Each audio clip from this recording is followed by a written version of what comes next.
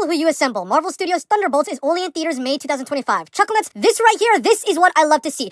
You love to see yourself reading a tweet as your intro hook, and then referring to your audience members as Chucklenuts as like a quirky bit? Fuck off. Enough with the slobbery hodgepodge CGI sludge. Granted, there was some good stuff to come out of that sludge, but I'm so glad to see some boots on the ground Marvel movies. Like, this 3-minute Thunderbolts trailer was the exact dopamine rush I needed before it nosedived the moment I started school today. Yeah, maybe stay in school if this is what's giving you a dopamine rush. But let's get into it, cowgirls. The setback is so real. Also, shut the fuck up. Well, the Thunderbolts trailer came out very recently, and there is just one question that a lot of glazing fucks are not asking. And that question is, where are the Thunderbolts? Because I watched this trailer, and mind you, the movie doesn't necessarily look bad, but I just kept wondering to myself, where are the actual Thunderbolts? And what is this fucking lineup? Is this supposed to be some gimmick? And before someone types in the comments about the Thunderbolts including an asterisk in the title, because it's supposed to be like what? Like the rumor is these guys are actually the Dark Avengers. If that's the case, that's even fucking worse, because what is this fucking lineup? Who is this fucking movie for? And granted, I think we already know the answer to that question, but while you're typing that answer in the comments section, why don't you go ahead and like and subscribe to this video while you're at it, just so you're not wasting too much time.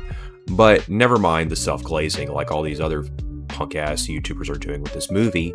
I have a lot of questions, or maybe just a few questions to be exact, about this particular movie. Like, who's this movie for?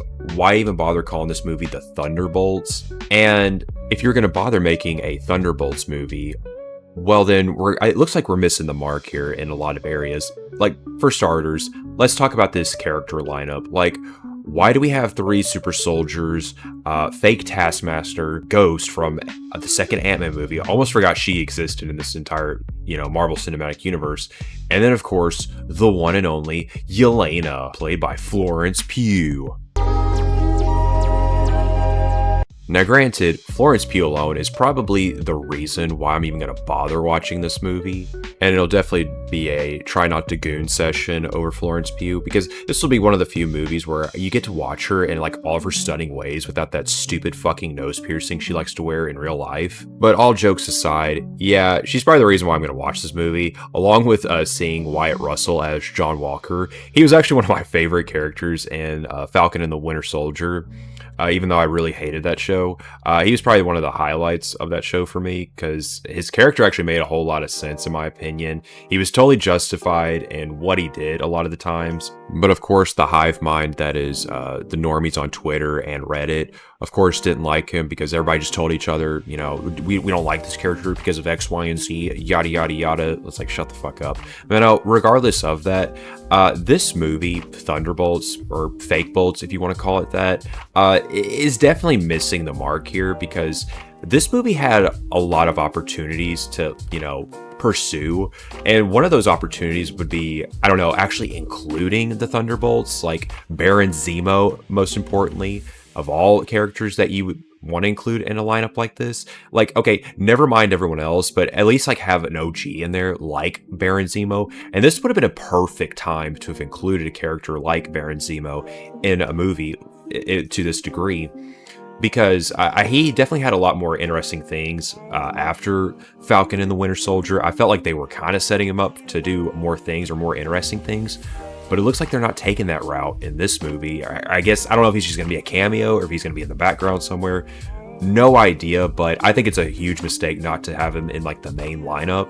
And what's also a huge mistake is, well, not correcting a mistake, or simply righting some wrongs that the MCU has made, like giving us fake Taskmaster. This would have been a perfect opportunity for this movie if they were really wanting to include Taskmaster, to actually include Taskmaster, not the fake ass bullshit or the fake out bullshit that was featured in Black Widow. We could have actually gotten Anthony Masters or Tony Masters from the comics. We could have gotten a very arrogant, cocky Taskmaster with this lineup, and it actually probably would have fit a lot better in this movie, if, they want to include their little fake lineup of the Thunderbolts, we could have actually gotten a real Taskmaster that, is giving the rest of these team members a run for their money. And what Marvel could have done was kind of highlight this mistake in Black Widow and say, okay, here's the real Taskmaster, here's Tony Masters. And they could have done something similar to what they did with the Mandarin character, where they show you somebody who's pretending to be the Mandarin, and they're like, no, this is the real Mandarin. And then after that, they're like, no, actually the Mandarin is right here. He's the real one. He's been around for a long time. That could have been a way to reintroduce Taskmaster in a way that makes sense. But of course, Marvel has to be on a roll with a lot of missed opportunities back to back. But to highlight even further on the missed opportunities, I think the Thunderbolts movie could have been something rather different and not just like a retread of Suicide Squad, because if you take a look at some of the older Thunderbolts comics, they're not supposed to be necessarily a retread of the Suicide Squad. Maybe in some recent comics they kind of are, but like when it first started out, the idea or the impression that I got from the older comics was the Thunderbolts were a group of bad guys pretending to be good guys. That was kind of the appeal, and that was kind of what was interesting, especially with, Baron Zemo leading the team, or even like at some points, you had Norman Osborn, who was pretending to be a hero, and he had his own, special interest involved with the Thunderbolts. They could have done something like that with this movie. And I'm not necessarily saying you have to include Norman Osborn, because I understand you have, the Sony rights issue with, including a character like that or some Spider-Man related character. But again, going back to what I was saying earlier about Baron Zemo, this could have been a great time to, introduce this character in a unique way, or have him like a lot more interesting than how he was previously shown in previous projects. But no, we're not doing that. We're going to do a kind of bland retread of what Suicide Squad has already done in both comics and in movies. And this is what I mean by Thunderbolts is missing the mark. Thunderbolts had an opportunity to do something very unique and just something different out of all the multiverse bullshit that's going on in the MCU. This could have been like a very, boots on the ground kind of deal. Kind of, in a way, spy thriller almost, because you can honestly do that with Thunderbolts, like kind of imply that these guys are pretending to be good for the sake of some special interest involved. But of course, we're not getting that, and we probably won't get that for quite some time. But then, I'm asking myself, what was the point of calling this Thunderbolts? And I understand there's like the asterisk in the title to imply like this may not be the actual Thunderbolts, and they're actually some secret team like the Dark Avengers. But it's like, why not just call it the Dark Avengers? Why not go that route if you were wanting to do something like this, or like your little bootleg version of Suicide Squad? But with all that being said, I'm not necessarily saying that this movie will be terrible by any means. I'm sure it will be enjoyable to some extent. I'm sure the plot will be okay at best.